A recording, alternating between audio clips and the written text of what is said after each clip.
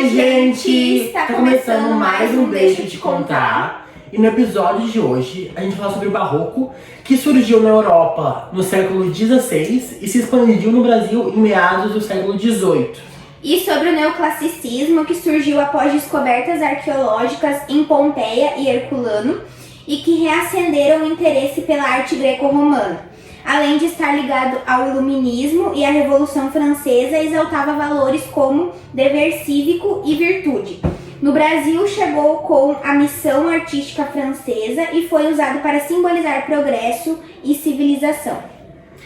Eu sou o João. Eu sou a Vitória. E para dar mais ênfase e conhecimento para o episódio de hoje, a gente trouxe duas estudiosas, a Tainara. Oi, gente, boa tarde, tudo bem com vocês? Eu sou Tainara, como ele disse, professora formada em arte pela Universidade Federal de Santa Maria. E a Maria Clara. Boa tarde, gente, tudo bem? Eu sou professora de literatura formada pela Universidade de Pelotas. Bom, para dar início, né, a esse assunto, eu vou iniciar pelo Barroco, né? Eu acho que Sim. é o mais antigo, digamos, nesses termos, entre o neoclassicismo e o Barroco. O Barroco, ele surge muito com essa ideia de material e espiritual, né? Sim. Tem muito essa troca do pecado e de Deus, do bem e do mal. Sim. E a arte influenciou muito no quesito de dar ênfase e transmitir mensagens religiosas de forma eficaz, trazendo mais potência para aquelas falas, né? Isso. Quais seriam as características desse movimento? Ele tem como principais características, né, a riqueza em detalhes. Isso, como tu disse, que traz temas religiosos e mitológicos, né? Ele tem forte ligação com essa ideia de trazer mensagens do passado para o presente. Ele tem forte influência na arte atual também. Sim, então ele meio que traz à tona várias coisas e Isso. traz muitos detalhes para essas fotos, Isso. muito rico. Isso, muito nesse- rico em nessa detalhe, na visão, cor, né? contraste. Teria alguma característica muito específica dele? Seria essa riqueza em detalhes. Isso. É a principal, a forte característica do barroco, é essa riqueza em detalhes. Ah, e por esse fato dele se misturar bastante com a religião e com a arte junto ali, a gente mora em Santa Cruz do Sul e a gente tem um símbolo muito forte aqui da cultura e do povo que colonizou aqui, que é a Catedral São João Batista, uma igreja católica. Tem muitas figuras lá religiosas, muitos santos, né, nas janelas, aqueles vitrais muito bonitos. Teria alguma relação com esse movimento barroco? Lógico, uma relação bem direta com a arte do barroco. Sim. São essas igrejas, né, com a arte toda detalhada, bem pensada, né? Bastante pintura, Isso. bastante Transmitindo detalhes. mensagens, né? Isso, que né, realmente traz aquela vibe de emoção e de Isso. sensação. E agora, indo pro lado do neoclassicismo, a gente também gostaria de saber as principais características desse movimento, né? Que marca muito a arte ainda hoje, né? Sim, a gente pode destacar ali umas características do neoclassicismo muito importante, que é, por exemplo, a valorização da simetria e harmonia, inspiração da arte greco-romana, que é uma das principais, né?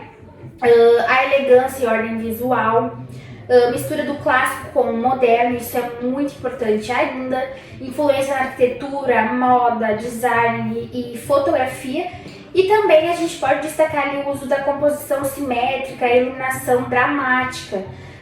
Essa questão da moda hoje influencia muito, a fotografia influencia muito. A gente vê que nos dias de hoje são extremamente importantes ainda. Sim, apesar de serem movimentos já antigos, né, sempre tem aquela influência ainda até os dias de hoje, que nem tu falou na fotografia, na moda.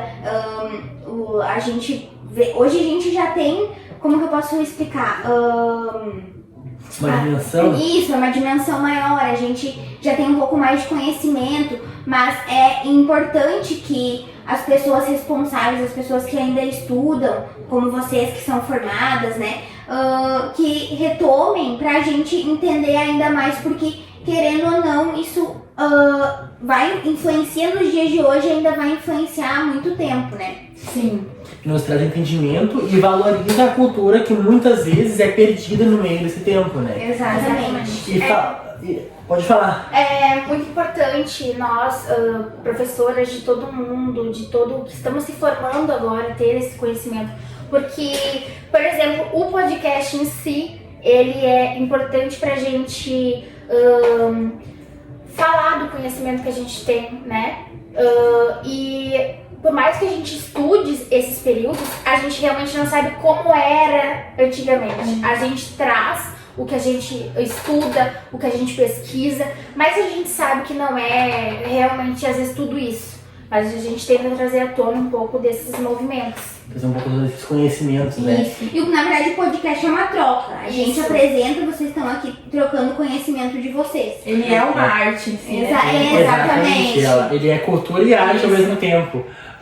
E falando um pouco dessa questão, é só uma série começando hoje, assim, que a gente vai expandir. Eu espero que vocês consigam trazer mais profissionais para poderem trazer mais essa visão, essa característica da arte. Voltando nesse assunto do neoclassicismo, teriam artistas que marcaram, sempre tem, né, artistas, porque se não teria um movimento, se não tiver artistas. Mas os principais, tanto na Europa quanto no Brasil, que marcaram esse movimento, e quais seriam as suas obras principais? Sim, com certeza. No Brasil, né, a gente pode estar destacando o Jean Debré, com a sua obra Viagem Pilotesca e Histórica ao Brasil, né? E o Nicolas, né, Taunay, com a obra Entrada na Baía do Rio de Janeiro. Essas aí, então, a gente pode destacar no Brasil, né, como principais, tanto como os artistas, como as obras, esses a gente pega sempre como referência. Já na Europa, a gente tem o Jacques Louis, com a sua obra O Juramento dos Horácios e a Morte de Sócrates, né? E o Jean Dominique, a grande odalisca, né?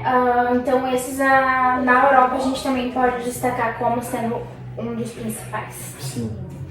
E assim como no neoclassicismo, no barroco também a gente sabe, né, que no barroco a gente tem muitos artistas. Uma expansão de Isso, artistas, né? foram bastante, mas a gente gostaria de saber os artistas destaques e as suas obras também principais desse movimento. Como destaque, a gente tem o Antônio Francisco Lisboa, aqui no Brasil, né, que é mais conhecido como Aleijadinho, que ele ficou famoso pelas obras nas igrejas, né? E a principal obra dele que ficou foi da igreja de São Francisco de Assis. E a gente também tem Gregório de Matos, que ele é poeta, né, produz poesias, e ele tem como principal a poesia, né, a principal obra dele foi A Cidade da Bahia. E na Europa a gente tem o Caravaggio, né, que é considerado um dos... Ele é o precursor, né? Ele é um dos principais artistas, é o mais citado. Exatamente. Ele manda e os outros obedecem. Exatamente. Isso aí, foi quem produziu, né, a obra A Medusa, né, que é muito bem conhecida, Sim, né? e também ela traz bastante característica da arte barroca, que é a riqueza em detalhes, e também transforma a mitologia com a arte, então tem essa junção. Exatamente. Isso. E também a gente tem o Luigi Golgra, conhecido, né, pelas poesias elaboradas, né, que uma das poesias também principal dele foi As Soledades. Isso, a Soledade, Las Soledades ou Soledades é um livro que reúne muitas poesias, né? E vale ressaltar que a igreja, do Aleijadinho, a igreja de São Francisco de Assis, ela está localizada ainda hoje em Ouro Preto, no Mato Grosso do Sul. No caso, é a principal obra dele, né? Exatamente. Foi na verdade, o Aleijadinho foi o precursor do barroco no Brasil, né? Foi ele que trouxe o movimento pra cá. Isso.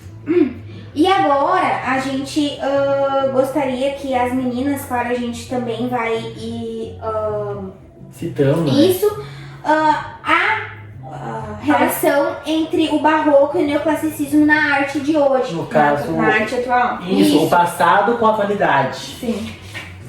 Pode começar, acho, pelo barroco? Sim, o barroco é aquilo, né? Se vocês já viram uma fotografia com contraste forte, né, entre claro e escuro, ou um filme com uma iluminação bem teatral que mexe com as emoções, isso é o barroco puro.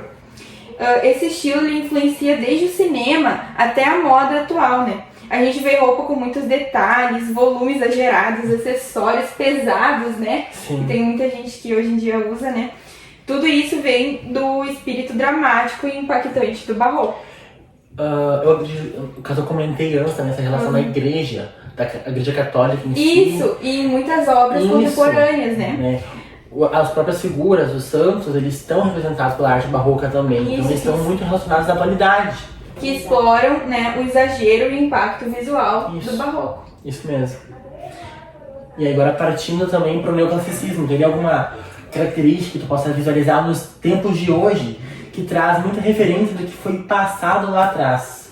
A gente pode destacar então a arquitetura moderna, né, com traços retos, colunas simétricas, né? Isso era uma característica muito forte deles. No caso, o Palacinho da Prefeitura de Santa Cruz do Sul seria uma arte Isso. neoclássica, né? Sim, com Até certeza. os prédios públicos. Aqui em Santa Cruz A gente tem muita, né? uma cultura Muito muito boa. exemplo. A gente acha que é uma coisa que não tem onde a gente vive, mas quando a gente se dá conta tem muito É só mais tu olhar, do que a gente né? imagina. Quando a gente abre, a gente abre um leque muito grande, a gente consegue ter mais noção E e tem buscar. e tem gente que não tem nem noção, né,